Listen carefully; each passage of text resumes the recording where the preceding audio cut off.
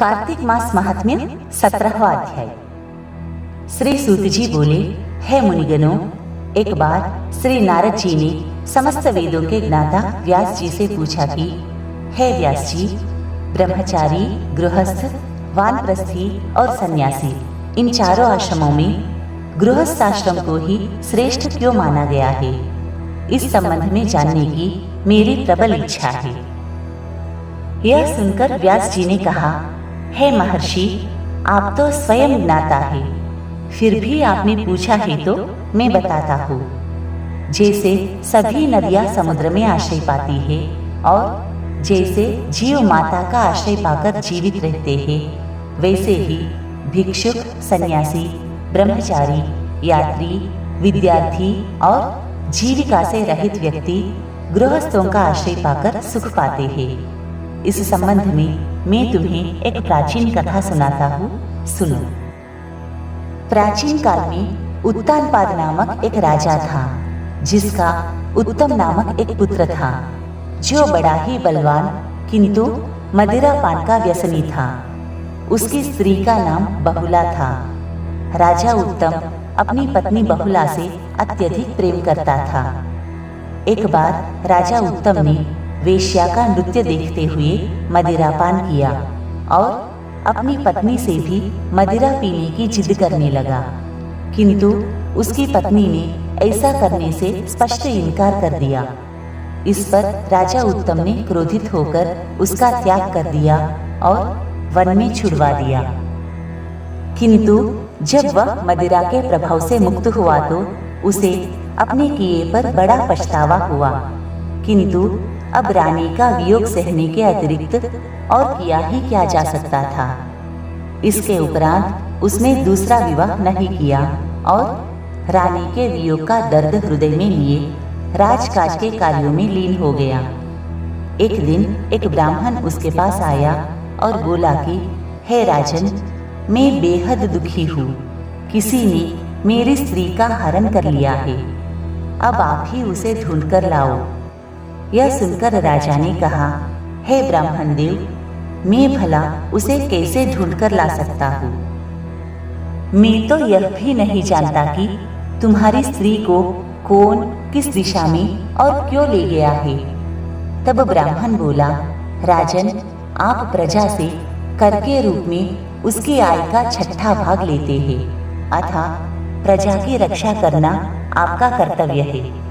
यदि प्रजा अपने घर में भी सुरक्षित नहीं है तो ऐसे राजा का क्या लाभ? राजन, हमारे राजा होने के कारण आपका कर्तव्य बनता है कि आप मेरी पत्नी को खोजकर मुझे दें। यह सुनकर राजा ने आश्चर्य से कहा कि विप्रवर, मैंने तुम्हारी पत्नी को कभी देखा तो है नहीं कि वह कैसे स्वभाव अथवा रंग रूप की है।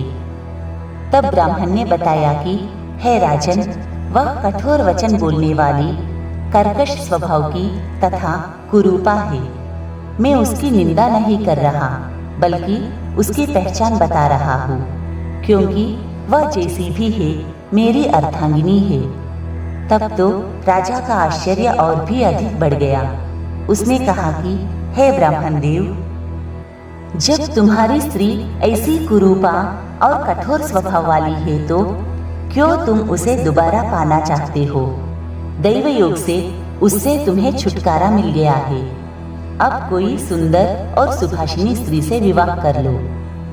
तब ब्राह्मण ने कहा, नहीं राजन, मेरी स्त्री मेरे धर्म और कर्म की अर्धांगिनी है और उसकी रक्षा करना मेरा परम धर्म है। जो पुरुष अपनी स्त्री की रक्षा नहीं करता, उसका वंश बिगड़ जाता है। जो व्यक्ति अपनी धर्मपत्नी को उचित सुख और सहयोग नहीं देता, उसके पितर अपने लोक से गिरकर नरक लोक को चले जाते हैं।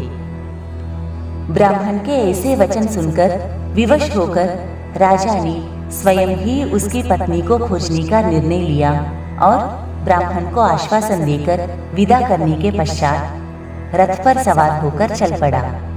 वह बारी बारी से चारों दिशाओं में उस ब्राह्मणी को खोजने लगा। तत्पश्चात वह एक वन में पहुंचा, जहां उसने एक आश्रम देखा। आश्रम में जाकर राजा ने आसन पर एक ऋषि को बैठे देखा। वह उसके समीप जा पहुंचा।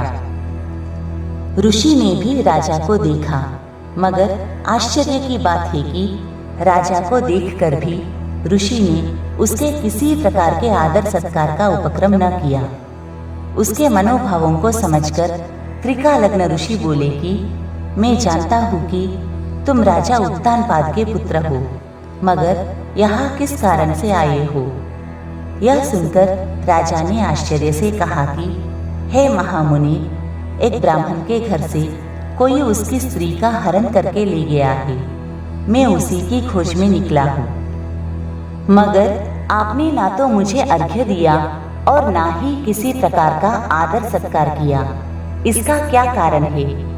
तब ऋषि बोले, हे राजन, तुम अर्घ्य के योग्य होते हुए भी इस समय उसके पात्र नहीं हो, क्योंकि तुमने अपनी निरपराध स्त्री का त्याग किया है।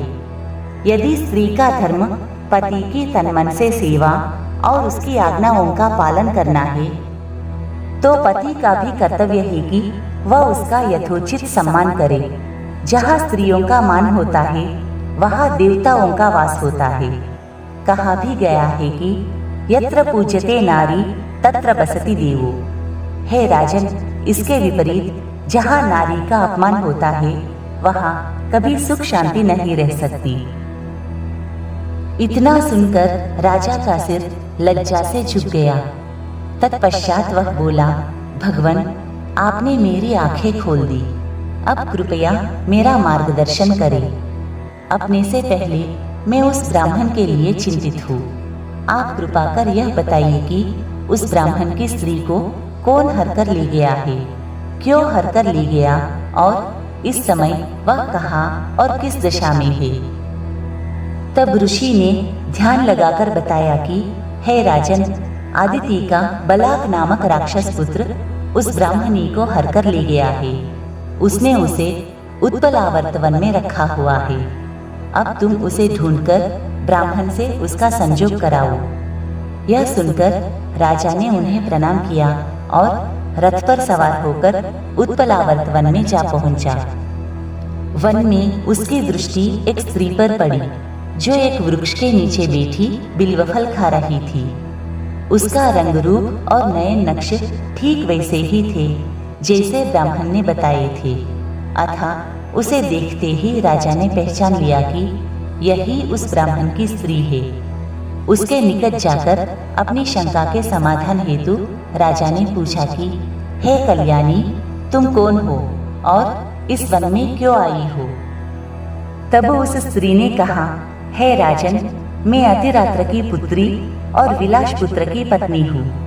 मैं अपने घर में सो रही थी कि बलाक नाम का एक राक्षस ने मेरा हरण कर लिया और यहाँ ले आया।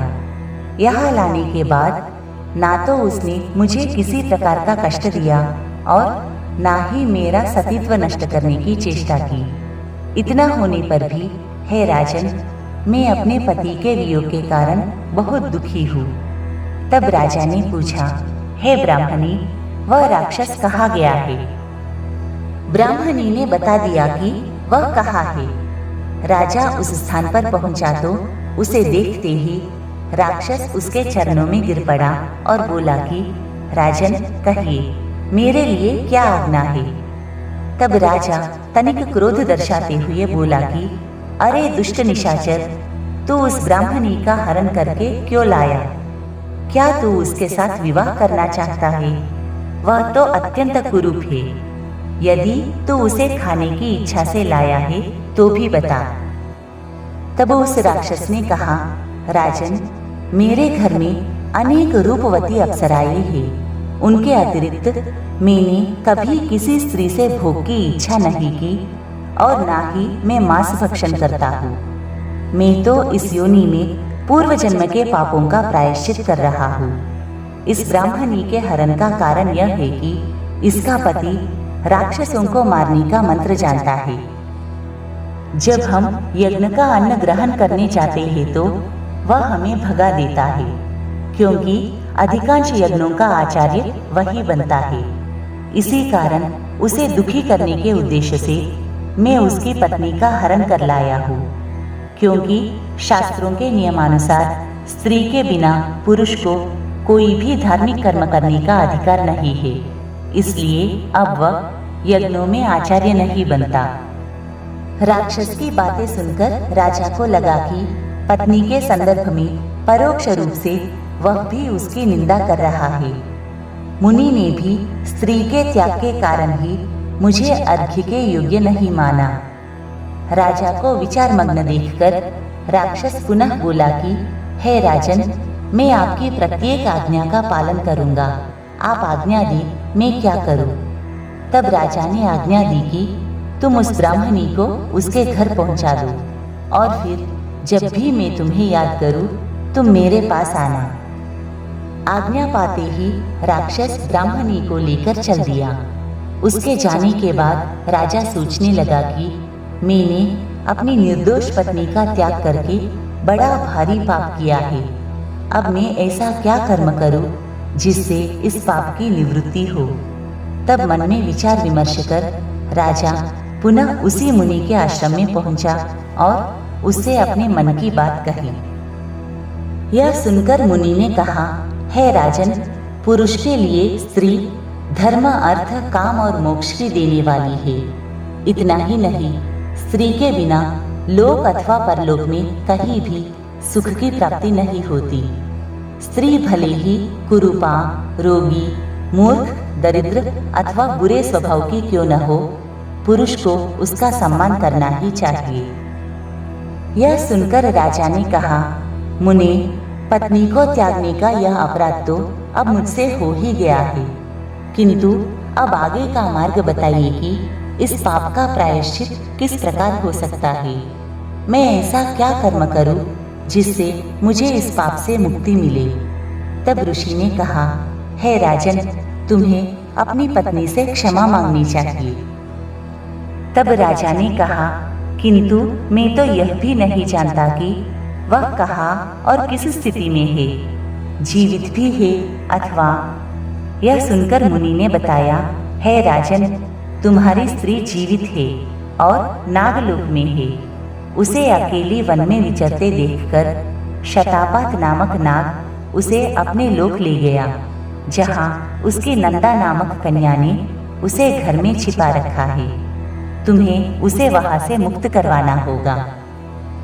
राजा ने मुनि को प्रणाम किया और वापस आ गया। अपने महल में आकर उसने बलाक को याद किया, जो तुरंत ही उसके समक्ष उपस्थित हुआ। राजा ने उसे नागलोक से अपनी पत्नी को मुक्त कराकर लाने का आदेश दिया। आज्ञा पाते ही बलाक नागलोक की ओर प्रस्थान कर गया। तभी अपनी पत्नी को पाकर ब्राह्मण भी राजा को धन्यवाद देने आया। अपनी पत्नी को पाकर वह अत्यधिक प्रसन्न था। तभी बलाक उसकी पत्नी को भी नागलोक से ले आया, जिसे पाकर राजा अत्यधिक प्रसन्न हुआ। उसने उससे अपने आचरण के लिए क्षमा मांगी और फिर दोनों ही सुखपूर्वक रहने लगे। हे राजा पृथु, इस कथा के माध्यम से मैंने तुम्हें गृहस्थाश्रम का महात्म्य सुनाया। अब यदि कुछ और सुनने की इच्छा हो सो कहो।